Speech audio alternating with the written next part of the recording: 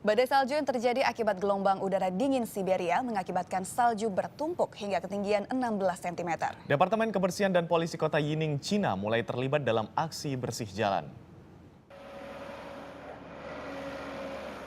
Departemen Kebersihan Yining mengerahkan beberapa mobil pembersih salju untuk membersihkan tumpukan salju yang turun sejak Sabtu sore lalu di lembah Sungai Yili, daerah otonom Uighur, Cina.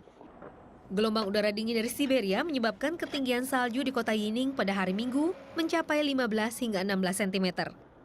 Para pekerja kebersihan juga bekerja sepanjang hari untuk membersihkan salju ini.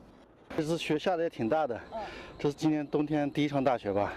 作为商户，我们及时的把门前的积雪早早的清除干净，为了方便广大群众。 Demi kelancaran lalu lintas, polisi juga turut dikerahkan.